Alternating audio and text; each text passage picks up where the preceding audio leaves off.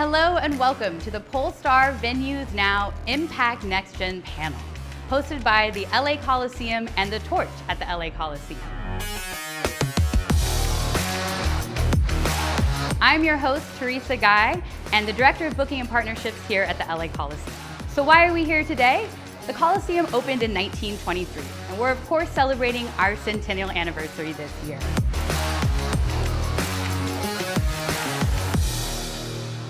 And what a history to celebrate. We will be the first-time host of 3 Olympic Games, including 1932, 1984, and soon to be 2028. Our sports history includes the first ever Super Bowl and the 7th. NFL teams include the Rams, Chargers, and the Raiders, and of course, longtime host to Trojan football, Fight On. Outside of our sports history, we've hosted plenty of presidents, including FDR, J. Edgar Hoover, to JFK and Richard Nixon. Dignitaries include Cesar Chavez, Nelson Mandela, and the Dalai Lama. But how could we forget our musical history? Anyone from the Rolling Stones to The Who, Bruce Springsteen to Prince. We've hosted Pink Floyd, The Grateful Dead, Metallica, Van Halen, and Rage Against the Machine. Most recently, we've hosted the infamous Kanye as Ye and Drake. We had 2 nights of a 30th anniversary for Los Bukis, the German rock band Rammstein, and who can forget the first ever largest North American EDM show with Cascade and Deadmau5 as KX5. As mentioned, we did recently launch our venue within a venue known as The Torch, hosting smaller capacity shows in the 5,000 to 8,000 range with artists such as Lil Wayne, Big Boy, and Kaytranada. And more recently, we had Sudden Death featuring Marshmello. Dioro is upcoming as well. So a lot to be celebrated from the past and the future here at the Coliseum as we look to honor our panelists here today and learn about their history in the music business. I'll turn it over to Eleanor first to tell us a little bit about herself and her history in the business. Hello, my name is Eleanor Anderson, and actually my first start in the industry was under Howard Kaufman. I was there when I was very young, and I learned a lot simply because of the type of environment I was working in. It was very fast-paced. Everybody was learning on the fly, and it was the type of job where you did everything you could do to do a job well done. Following Howard Kaufman, I ended up switching and going a little bit into academia. So for academia, I ended up going to UC Chicago where I studied psychology and economics. And there I fell in love with behavioral economics, which is kind of the intersection between the two. There I did corporate and academic research in behavioral economics and was going to continue on this path, but ultimately decided in 2021 to come back to the music industry. The reason for that is kind of, as someone who's very passionate about sustainability, there's no industry that's better than the music industry. If you look at how highly visible it is and how much artists can actually impact culture, there's no industry that's better. Working in sustainability in the music industry, I am able to indirectly impact thousands upon thousands of people and make their behaviors more sustainable every day. Related to that, I'm now working for the Music Sustainability Association, where I'm currently their director. Awesome.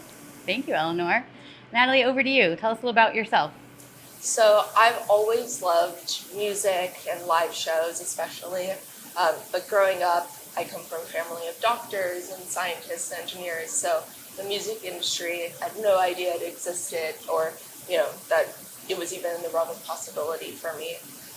It sounds super cheesy, but I went to Coachella my senior year of high school, and it was a really eye-opening and life-changing experience. I was so impressed by the sheer scale of the festival, the amount of stages, the production, the amount of artists my favorite artists being there and artists I could discover. It was like the coolest thing I'd ever been to.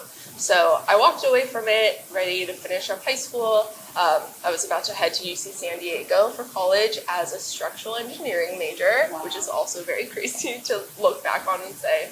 But I think in the back of my mind, I was wondering, what is this music industry? How did they put on this cool festival thing? And is there a way for me to get involved with it? And so once I got to UC San Diego, I discovered our programming board. And so I was booking shows, primarily our festivals on campus. And to me, it felt like putting on Coachella at my school, which was just really exciting, really cool. Our advisors let us talk to agents directly. So I was drawing up offers and negotiating with agents, and then confirming deals, advancing with tour managers, production managers, talking to managers.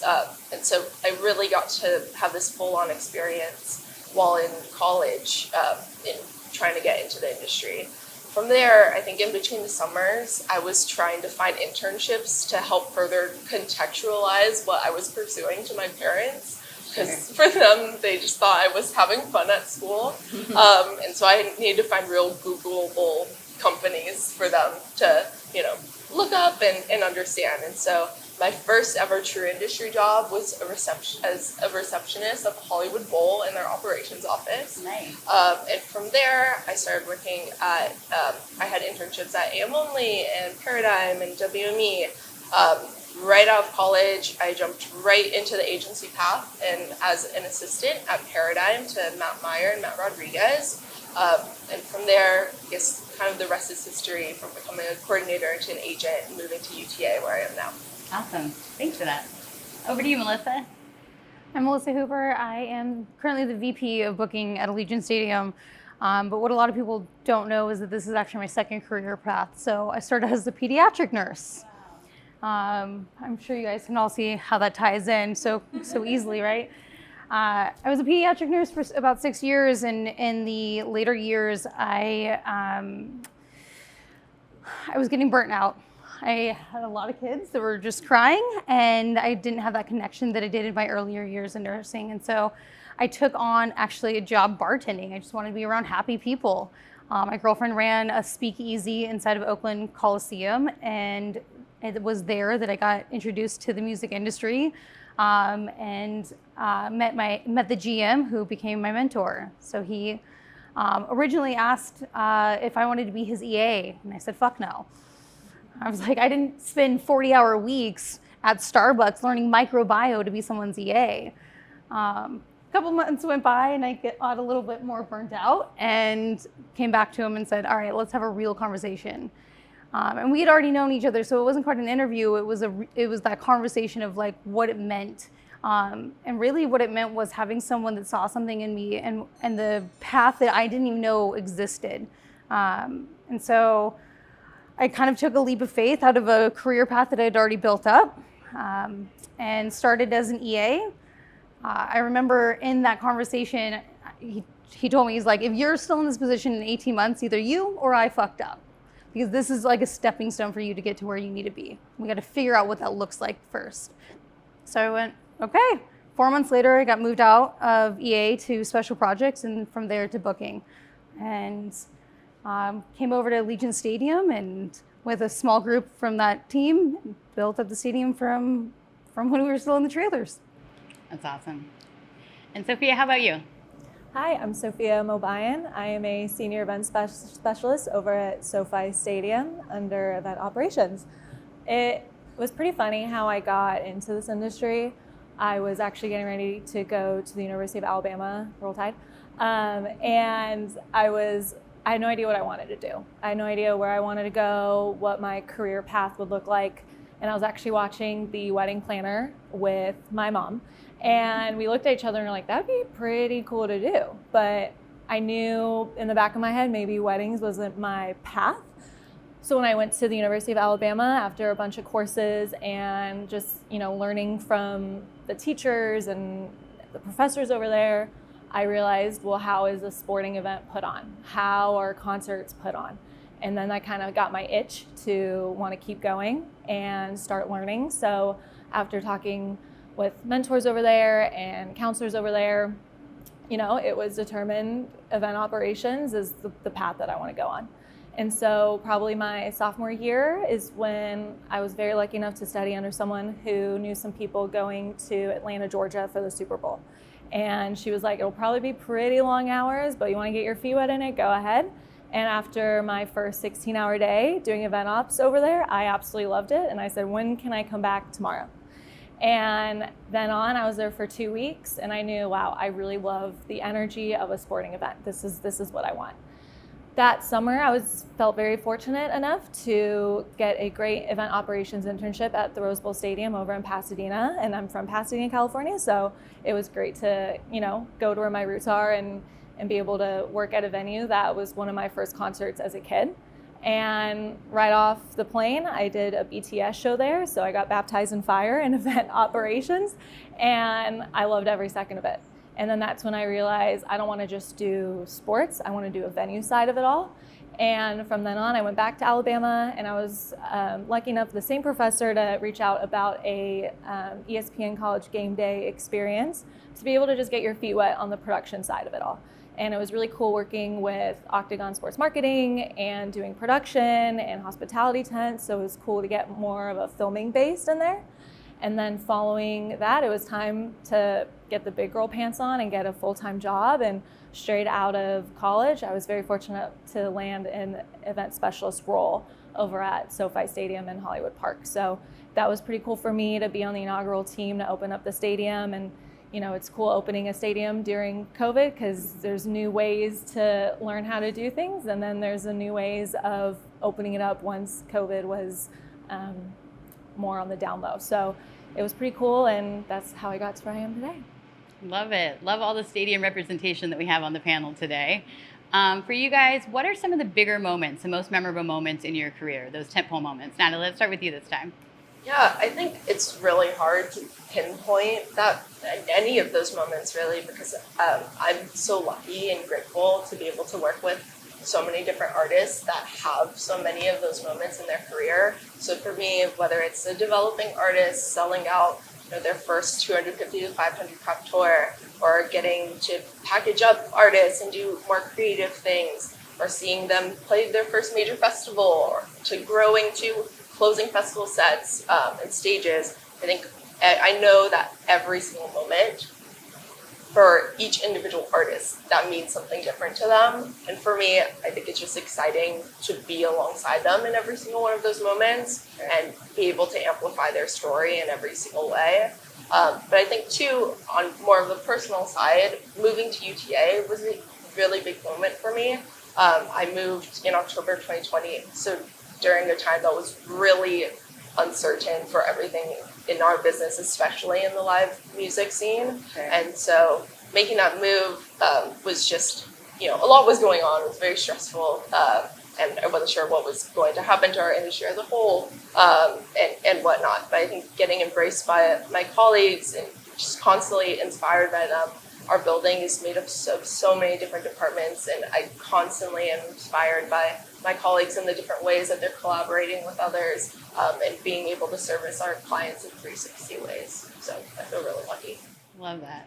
What about you, Melissa? The biggest moments that you can remember in your career? The biggest moment is a no-brainer for me. It was last November. I was walking out of our medical offices getting a COVID test because that was still very prominent. I probably had a headache and got sent off to get a COVID test for it. But I walked out of the offices and got into my car, and I got a text. It was a text from Chris Wright, my boss, with a link. And the link was showing that Allegiant Stadium became #1 stadium in the world. And it was in that moment that I literally just started bawling, just out of full gratitude of just the opportunity that was at hand, the availability to do what we've done at the stadium. In the early days, Allegiant Stadium or Vegas wasn't considered a stadium market. So there was a lot of narrative around it on how to build that and what it looked like. And so to get to that point where it came through was an absolutely incredible moment. I was also the day that my promotion to VP took place. And I know a lot of us have some imposter syndrome, especially women. We tend to have it significantly. So it was a very validating moment to be a part of that team, to be a part of the whole thing. It was great.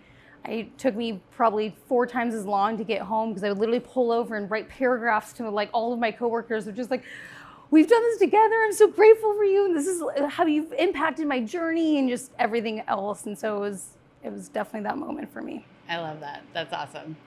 What about you, Sophia? So one in particular, something I'll never forget, working over at SoFi Stadium, was our first NFL game post-COVID. Because during COVID, the teams were there, we had cardboard cutouts around in the stand. We had fan noise, but it was projected from speakers. So being able to walk out on the field with an actual game happening, with fans in the stadium, I get goosebumps just thinking about it still. It was the energy.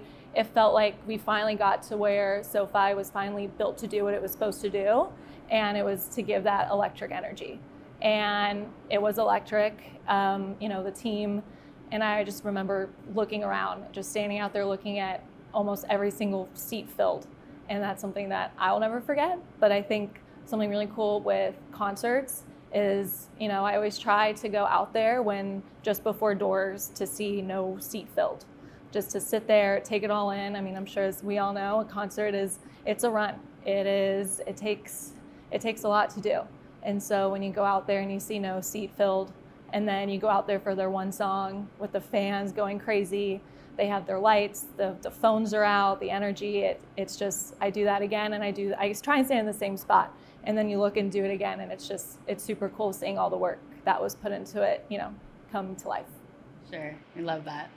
And what about for you, Eleanor, the biggest tentpole moment? Yeah, so my biggest moment is actually in progress right now. The Music Sustainability Association is going to be putting on a sustainability summit in Los Angeles in February.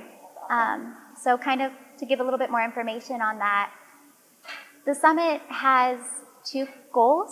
The first main goal is that we're going to curate content that caters towards the music industry's greatest challenges for sustainability, and also cater towards looking at new technology and new horizons for sustainability. So specifically for New Horizons, we're going to be looking at sustainable legislation coming down the pipeline and how that's actually going to impact touring going forward. Because as things change, as you know, we have to adapt and shift. So that's something we very much want to discuss.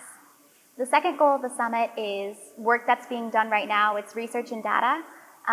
We are working to create best practices and KPIs for sustainability in the music industry.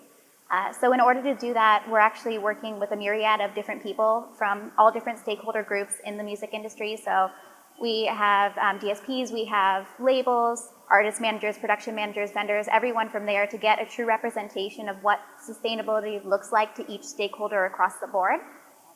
And we're hoping to standardize that and kind of get a baseline of where everybody's at. For the KPIs that builds off that, and then in the future what we hope to do is actually look at measurement and standards, and by getting this baseline and everybody speaking the same language, we can go forward and actually get the measurements for everybody across the board. So that's probably the biggest moment right now, and I'm really excited. I also want to mention, I know we mentioned the people from the music industry. We're working with a phenomenal group of research and academic partners, and I would like to mention and be thankful for MIT's Environmental Solutions Initiative for working with us, for USC's Music Industry School, as well as ClimeCo, which is a carbon accounting firm. Awesome. Well, good luck with that. That sounds amazing. We're, of course, a next-gen panel here, so we're talking about the next generation of executives and people coming up to the industry. What do you think is your generational advantage over other people when you're approaching your job? Sophia, I'll pass this one to you. I think it's interesting for us, being on this, next gen and kind of seeing what we can all do to really learn from the past and then take that on to the future. I think our general advantage is, and I mean, for me at least, starting the way I started of interning and then jumping into a position, during a worldwide pandemic and kind of learning new things on how to do things so green in the industry was really cool. And then just being able to work from that and taking that on to the future is something exciting to do. I love that. That's awesome. What about for you, Eleanor? Anything you can share for being in the next gen and how you approach your job? Yeah, I think actually being a Gen Z is very helpful, specifically in the world of sustainability and climate, because it's such a new field and everything's changing so rapidly. I think being a Gen Z, there's two advantages, specifically with it changing rapidly. The first advantage is that I don't think I have preconceived notions about what sustainability looks like in the corporate world. So because of that, I think I'm willing to try new things and go places that others may not. And then the second advantage is being someone who is a Gen Z, I'm constantly plugged into social media. And since there's always new news and everybody changing, I get constant updates and I'm always plugged in. Sure, that makes sense. So on the other side, of course, is the older generation that's starting to move out of the industry and make room for us, right? So what would you say is some advice or a generational advantage that you would have maybe over the older generation leaving the business? Melissa, you got anything for us? My best piece of advice for anyone that's kind of older in our industry is really to share those stories, right? So it's similar to what I would say to someone young. This is such an experience-based business. You can only, without those experiences, you really only have the time put in. So the only way to really fast track any of it is to learn the experiences from someone else. I have a great mentor. I say had because really he's become a partner at this point. Chris Wright has been able to walk me through so many different experiences that he's had. We've talked through every component and decision, and I've learned kind of different aspects of that. Rose Kirkland was a great example. She, luckily during COVID, we got to take her on as a consultant. So I got to see the world from her lens, how the building worked, how it would help, how to sell it. And then one of my favorite storytellers is Jerry Barrett. He'll tell you stories for hours, and if you listen and absorb and learn from those stories, you can do so much with it. So my advice to the older generation is be that mentor and tell those stories and bring up the younger generation. Love that. And what about you, Sophia? Do you have anything that you'd like to share for the older generation? I would say for anyone in the older generation, take in everything that, those that are now starting fresh have to offer. I think the younger generation has a lot of new and bright ideas that they can always bring to the table. I think it's important to listen and to really open up the conversation for everyone to pitch in ideas and to just, be there to be the boss that they inspire to be. And you want to be inspiring and you want them to see that's who I want to be next. So it's important that yes, you lead the team, but you also inspire the team as well. Of course. And then, of course, we have the younger generation coming up beneath us. Is there any advice you'd give for people that's just starting out in the business, how to break through, how to get in? Natalie, do you have any advice? Yeah, I think, no task can ever be too big or too small. And that's kind of a twofold thing, right? No task is ever too small and that it's ever below you or not worth doing, because I think everything is a learning opportunity. But at the same time, no task is ever too big to be able to try and challenge yourself to do, be resourceful and ask questions.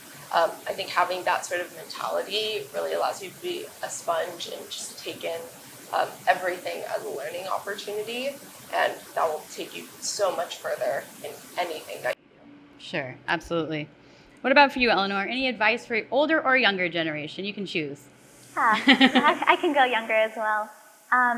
I think the main thing I would say is speak to someone who knows more than you. Find mentors, as we mentioned, on both sides, and just listen, ask questions, and be curious. Sure, that's great advice. So this one actually is for you too, Eleanor. We'll keep you going. What are the best ways that the industry can embrace sustainability, and what kind of impactful changes have you seen? Yeah, so I think sustainability can get a bad rep for being very expensive, which when you're looking at new technology can absolutely be the case. Things get cheaper as you go down the road, as you know what you're building. I think, though, a lot of people need to reframe how they're thinking about sustainability and look instead to reuse and reduce. One example of this that actually significantly reduces the budget of a tour would be to have catering that's ordered in advance. You can reduce the amount of staffing for catering, you reduce the waste, and because you're not buying as much food, it's actually a lot cheaper to do this, and this is something a few tours have done. So I think it's important to reframe and think about how sustainability can be used in a way that actually has ROI, and find those ways and be open to finding them and look at sustainability from that perspective. I think it's great when everybody uses new tech. There's Billie Eilish just had a sustainable battery-powered stage at Lollapalooza. So I think there's a lot of opportunities there, but I think for the general public, it's good to reframe your focus and think about what can be done now that actually will reduce your budget. Sure, I love that. We definitely focus on sustainability here at the stadium. We've won a few awards for zero waste campaigns, whether it's with the Pac-12 or bigger California Resource Recovery Association. So since 2015, I know that the stadium ourselves have been really focused on that zero waste initiative. So kudos to you for what you're doing, and definitely it does make a difference, and people are talking about it. So we love that. And thank you for what you're doing at the stadium. Thanks. So what are some thoughts on the current state of the industry, and what are some of the biggest challenges that you might see? Sophia, do you have some thoughts there? Yeah, I see a few here that's currently happening. I do think one, technology is becoming so up and coming, and I mean it already has been up and coming in the venue world, and especially in stadiums with mobile ticketing and parking passes that are now mobile, and just you see now stadiums are turning 100% digital, which is great because now with digital, you can promote new things as other events are happening, and you can really make it your own and really rely on partnerships too as well to kind of just bring a cool new graphic to an event, which is awesome. And something new that also is happening is with new builds and new stadiums that are being brought up, it's not just a sports and entertainment venue. It is a sports and entertainment campus. It's a destination. There are so many things that are being built around to just enhance the fan experience the moment that they park and they get out of the car. There's so many new things that they can do now with like retail, or if you live close by now, there's condos, there's hotels coming up. There's just so much more now that you can enhance in the venue outside of the gates before they step in. I love that. Another hot topic is, of course, diversity, equity, and inclusion. Melissa, can you speak to a little bit of the best ways the industry can be more inclusive? Yeah, I think the shift has already started, and we can see that in a lot of different aspects. Even the shift in artists. Wasn't that long ago that the artists that would play a stadium were major pop artists, and now we're seeing the rise of Latin K-pop. We've had BTS as well, Blackpink, Bad Bunny, Karol G, Los Bookies as well, and Grupo Firme. So seeing those artists really be able to fill out a stadium has been absolutely incredible. And on the business side of it, I think it's really driven from the top down. You have to have leaders that are willing to put it in place and have kind of those check-in points to make sure that they're hitting those numbers and getting diverse candidates in the building.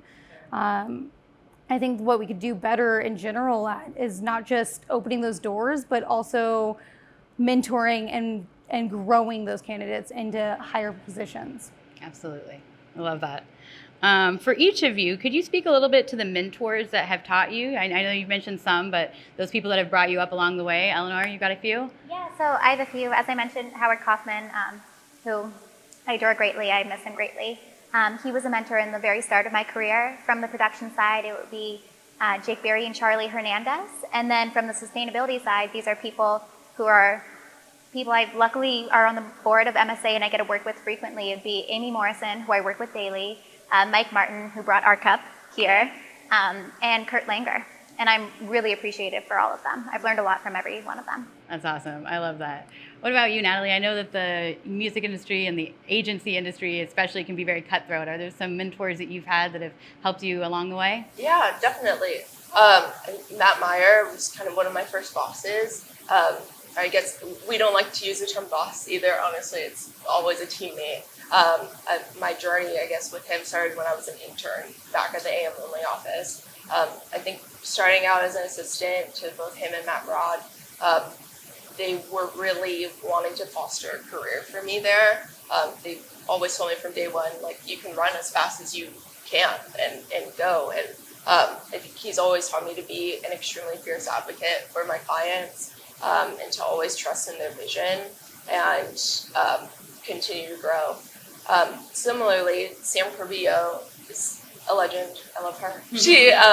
We actually moved to UT at the same time. She was coming from WME while I was coming from Paradigm. So to work with her, who, an industry veteran, a female at that, and a co-head at our company, I think it was really inspiring to see a female agent, kind of in that position of power, but also the way that she champions people within the company and the way that she's championed me has been like I am so grateful for. And the way that she thinks, she's so creative. I think she's so trusting in the artist vision and creative, and she's always telling us to, follow that and amplify that because, the artist is always coming first. And so I think so many more people I could list off, but both of them have been really instrumental. I love that. That's awesome. What about you, Melissa? Some big mentors? It sounds like some people pulled you out from a different industry. So Absolutely. I mean, I already hit on a lot of this too, but the easiest mentor to name obviously is Chris Wright, and he's taught me everything I know and has really been by my side the entire time that I've been in this kind of industry and career path. I've mentioned Rose Kirkland with her lens and Jerry Buried with his stories, but it goes way beyond, just those couple of individuals. I think it's every agent that you interact with, and it's every promoter that you work with, right? Jenna Adler and David Zedek, Matt Rodriguez have been really close friends that have really shown me their side of the business as well. We've worked with some amazing promoters, and I think the biggest lesson that every single one of them has taught is it's always keeping that word. Our conversations are, and you know how often we spend on contracts every day, but our word is bigger than a contract. And so being able to keep that, collaboration with promoters is incredibly important too. So it's always an ongoing lesson. yeah, absolutely. What about you, Sophia? Some mentors in the industry for you? Yeah, I mean, my first one, I got to throw it all the way back to the college days. Dr. Carla Blakey over there at the university, it was her classes and her teachings that really opened my eyes to what this is. It was her support and her encouragement, me walking in at random hours of the days, be like, hey, look at this, like, how does this internship look? Do you think this will get me to where I want to be?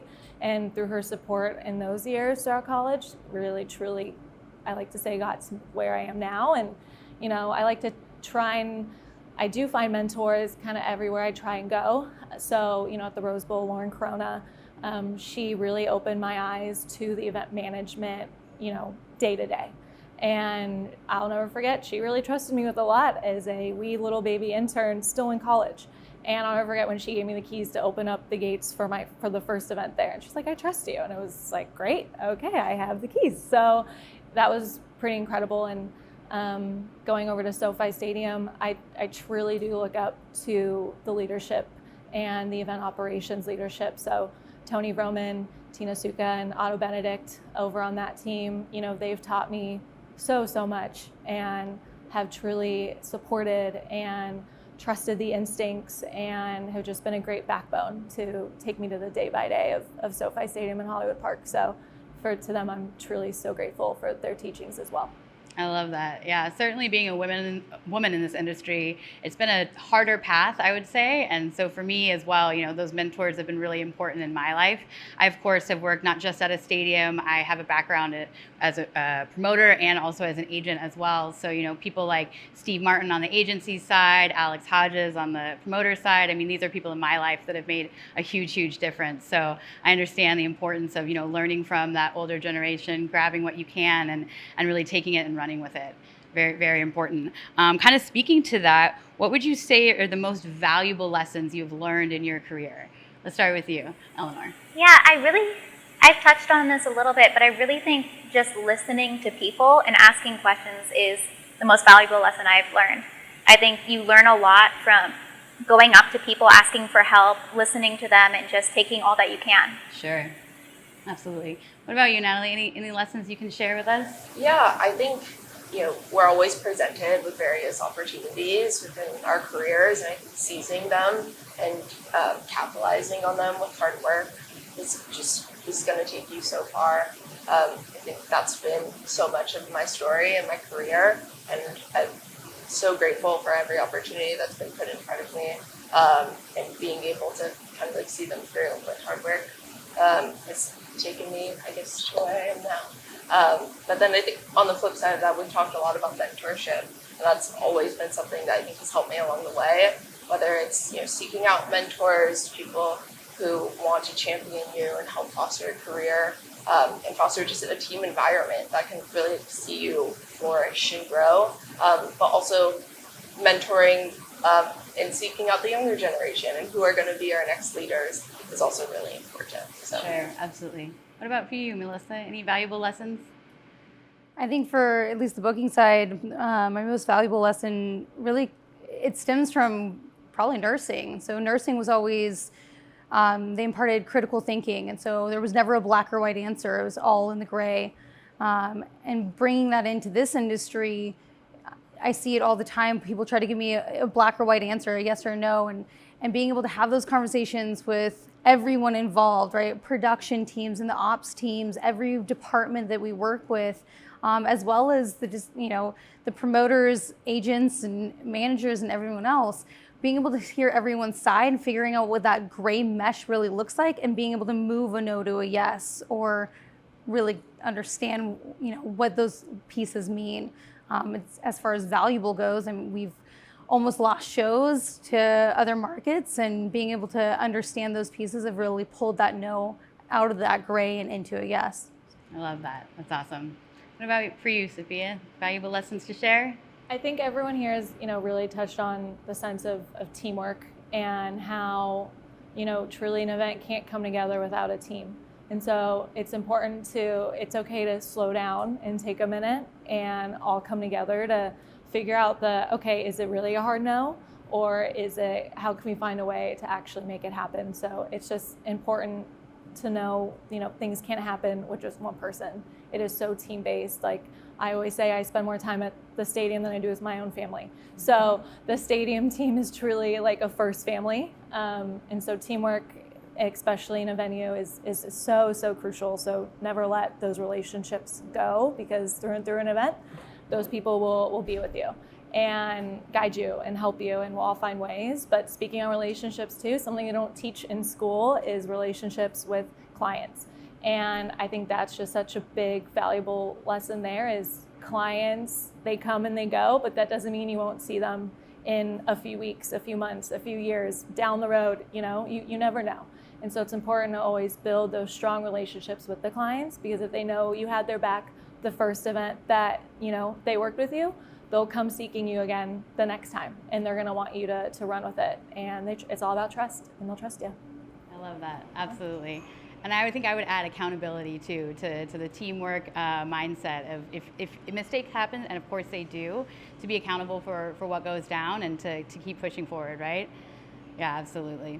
You guys are such an amazing representation of this next gen panel. Is there anything that you would like to say to the rest of the honorees? There's such a wonderful list of people that have been mentioned and awarded today. Do you guys have any feedback that you'd like to share with the bigger group? Eleanor? Yeah, I'd say I'm first of all honored to be among everybody. If you look at the list and what everybody's done, it's really remarkable. And I'm excited to get to know everybody, and I'm in awe of all the work that everybody has done. Sure, absolutely. What about you, Natalie?